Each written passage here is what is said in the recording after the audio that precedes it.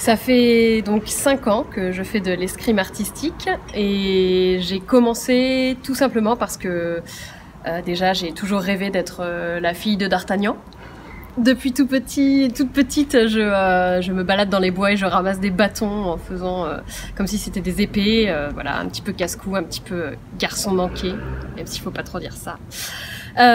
Et un jour j'ai vu une compagnie en faire pendant 1h30 sur la scène. Voilà, c'était Don Juan, un Don Juan adapté avec pas mal d'escrime, et je me suis dit mais en fait c'est une discipline qu'on peut faire en plus du théâtre. Et voilà, je me suis lancée. J'ai trouvé une compagnie qui en faisait. Et elle s'appelle La Garde des Lys et j'ai commencé avec elle. Et voilà, c'est juste superbe parce que ça allie le sport, le théâtre, le jeu, tout plein de choses en fait. La chorégraphie, la danse. Alors il faut savoir que le projet des Bâtardes est le premier projet sur lequel je participe. J'ai eu à enseigner cette discipline et à créer des chorégraphies de combat. Donc c'était pour moi une première, sachant que par ailleurs je donne pas mal d'ateliers théâtre, mais en tant que vraiment discipline artistique, voilà, c'était une première. Donc, je me suis beaucoup inspirée évidemment de mon maître d'armes qui nous donne des cours.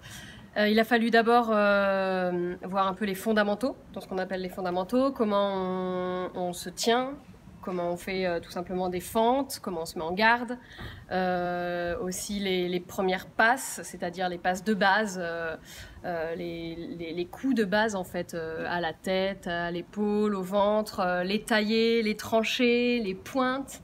Donc il a fallu d'abord voir tout ça en général et corriger aussi voilà, le jeu aussi, parce qu'il faut à la fois savoir techniquement être propre dans ses gestes et aussi voilà, combiner ça avec évidemment la flamme dans les yeux, l'envie d'aller à la touche, sans pour autant toucher justement l'adversaire qui là n'est pas un adversaire mais est un partenaire, puisque tout est chorégraphié, tout est prévu, tous les coups sont prévus. Donc voilà, il a fallu tout d'abord enseigner les coups de base, et puis sachant que les filles n'en avaient pas forcément fait, qu'elles sont plus ou moins sportives, parce que c'est quand même assez cardio.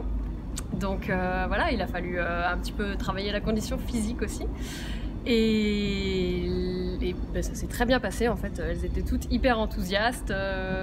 C'était même, il y avait des fois la metteur en scène qui nous disait stop, on arrête l'atelier escrime et on passe au jeu.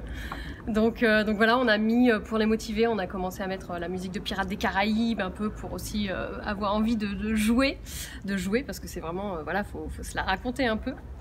Et les premières réticences au départ, c'était la peur de faire mal à l'autre, évidemment, parce qu'il s'agit d'arrêter les coups à quelques centimètres, donc il a fallu travailler les cibles pour pas que ce soit dangereux. Et puis réussir à quand même mettre l'énergie tout en maîtrisant en fait son geste. Il y a eu quelques petits accidents, mais pas très graves. Alors au tout départ, Laura, la metteur en scène, a fait appel à moi seulement pour monter les combats et enseigner aux filles les chorégraphies de combat. Et puis j'ai commencé, et petit à petit, en fait, on s'est rendu compte que c'était assez logique que j'entre dans l'équipe aussi de comédiennes. Tout simplement parce que l'escrime, un petit peu comme le king, le fait de transformer les corps avec les attributs de la masculinité, en fait ces deux disciplines ont été un peu à la base, je pense, du spectacle, enfin de l'envie de Laura de monter les Bâtardes. Et tout simplement parce que le bâton, nous on fait avec des bâtons, mais l'épée, le symbole de l'épée, est à mon avis un symbole un peu d'empowerment. Donc comment on prend les armes, comment on gagne, comment on prend voilà, la force, le pouvoir en fait. C'est vraiment très symbolique. Et puis après c'est aussi très esthétique. Comment on apprend à se servir d'une arme, tout simplement comment on apprend à rentrer dans un combat, qu'il soit féministe ou n'importe quel combat idéologique ou un tant soit peu politique.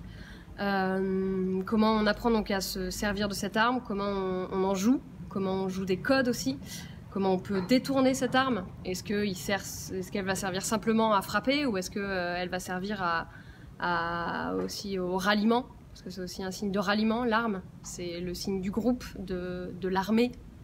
Donc je pense que ça a été assez important dans les bâtardes pour ça. Et puis après, ça devient aussi peut-être un instrument de musique. Enfin voilà, comment on peut détourner tout cet objet qui est le bâton. Et puis en tant que bâton, j'ai l'impression aussi que ça sert aussi de relais, comme un passage de relais. On se le passe, on se l'envoie, on en joue, voilà. Donc c'est un peu ça.